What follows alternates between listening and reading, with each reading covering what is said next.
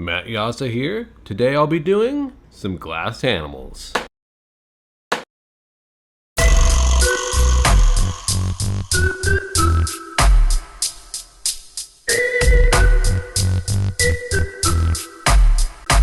I'll start off by wetting the surface of this diacrylic glass and make a nice score. And then to break it off, I'll just use the opposite end of my tool. Now this diacrylic glass is basically a sheet of borosilicate that's been coated in a layer of this special material that changes color depending on the angle that you're looking at it. When you work it into the glass, it will kind of break apart and make a nice sparkly multicolored piece.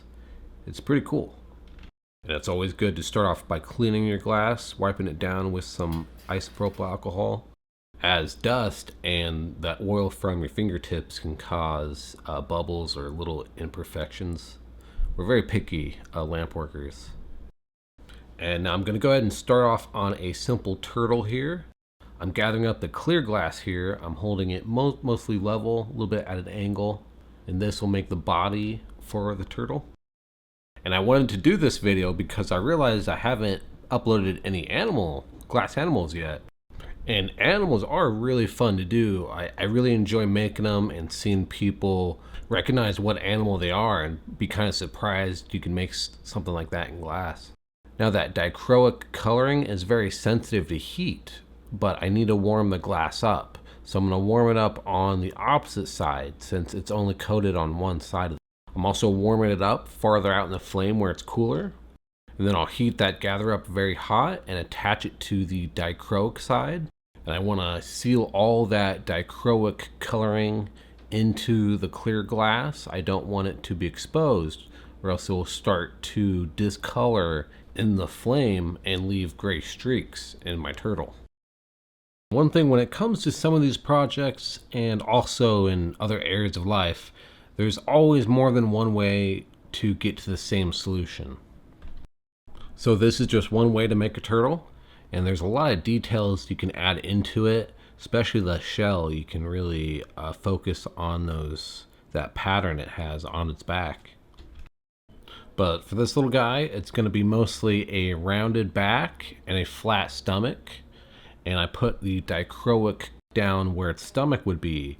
So as you're looking through from the top, which you would probably do most of the time, it'll have a lensing effect.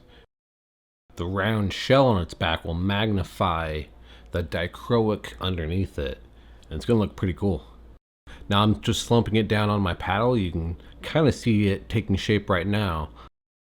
I need to round out its shell a little bit more, and I'll just do that by heating up that back area really, really hot, and then I'll hold it kind of downward and up and have the glass start to slope down into that lens shape. And now as you work that dichroic and it starts to melt in, it'll tend to break apart and it'll just make the entire area very sparkly, very colorful. It's kind of a specialty glass. You really wouldn't use it for a lot of projects. It just works really well with animals, and it's just a very specific effect you get. And now that the body and shell is complete, I'm going to go in with some sea slime from Tag Glass and melt in a very hot connection between the two areas. And I'm going to heat up a large area and slowly pull out to give it a nice arm or a fin. And when you do put the arms and legs on them, the appendages, you want to make sure they're fully melted in, because those are the first spots that are going to break off when someone's moving around or drops it a little bit. So you really have to make sure they're melted in well. And so I'm just pulling it out very slowly, and then I'm kind of curving it back to give it that kind of swoop that their arms have. And you could definitely flatten them out because they have more flat arms. But I'll just go ahead and leave it like that. Keep it kind of simple. And sometimes it can be good to leave out some of the details or features, because then the person looking at it, their mind will naturally put in those details to complete the picture. So like one example is I'll just place eyes for the face and I won't actually do a mouth or a nose. and you don't really even notice it. It looks like a little face. But then something like eyes or different arms and such, getting them the same size, getting them symmetrical is very important.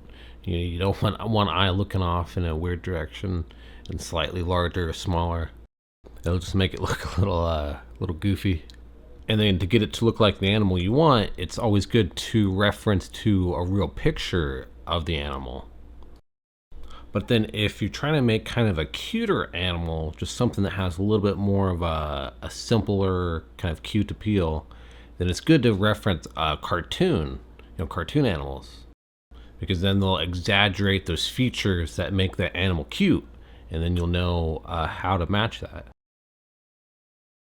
For example, one good tip would be the eyes.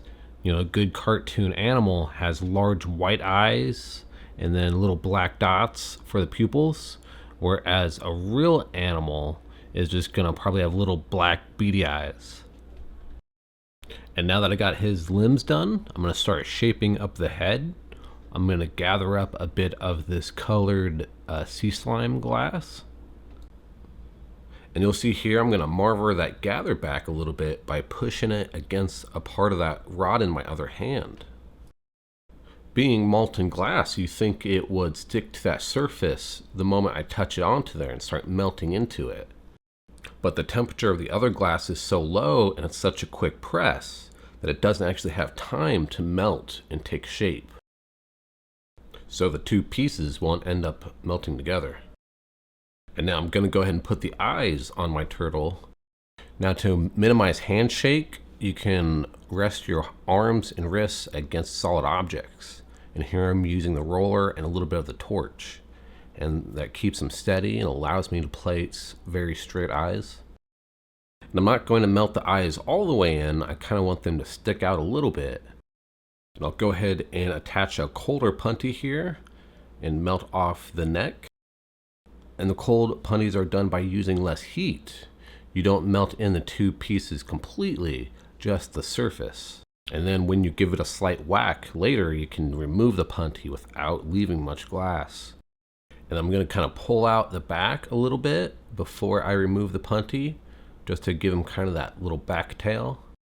And that should do it for this little guy. Next, I'm gonna move on to a little chicken.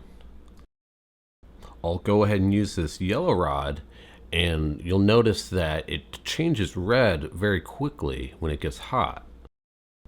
And that's actually because of the cadmium. They used the element cadmium to make a nice bright yellow. And I warmed up that back area, you can see that red band.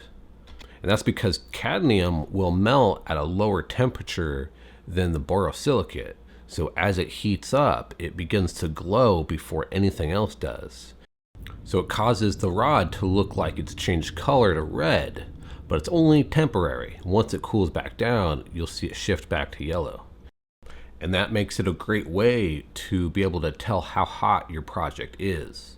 If you have a bit of cadmium in the project and you see that it's starting to cool down and return back to yellow, then you know it's getting too cool and you're about to risk a crack. And now that I've melted a few lines of yellow, I'm gonna twist that whole area up and get a nice spiral effect. And this is actually a good way to stretch your glass a little bit further, just because the colored glass will be a little bit more expensive.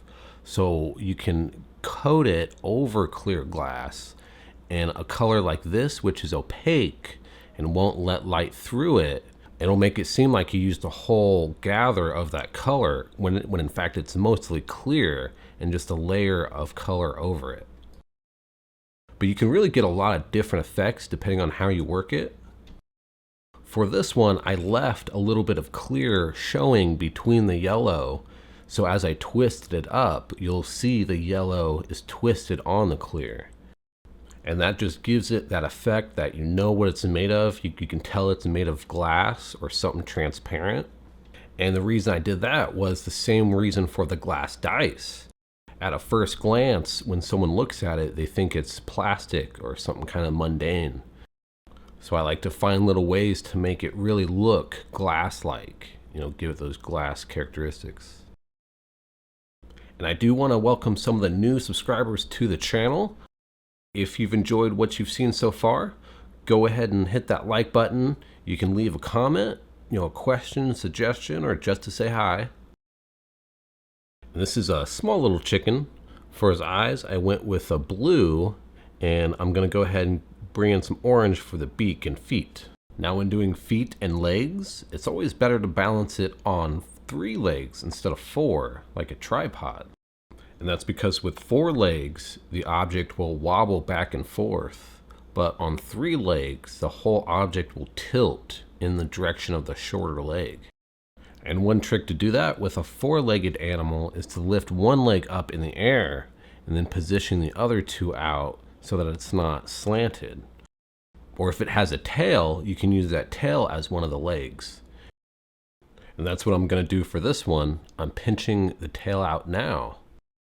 So one of the popular ones I've seen for a horse is to have its front 2 legs up, its back 2 legs down, and its tail will be down touching the table, acting as that 3rd leg, making it kind of like a tripod. Now these glass animals do take a lot of practice, and I'll try to make some more for the channel. I normally focus a lot on scientific glass blowing techniques. But if there's a certain area of glass working you're trying to get into, or a certain thing you want to make, everything I'm doing here on the channel, all the tips and techniques I show you, will translate over into other areas of glass. So if you're looking for a journey for the mind, maybe tranquility for the soul, it all begins here at the Jasa Glassblowing channel. Thank you for watching. Make sure to hit that subscribe button, and always have a great day.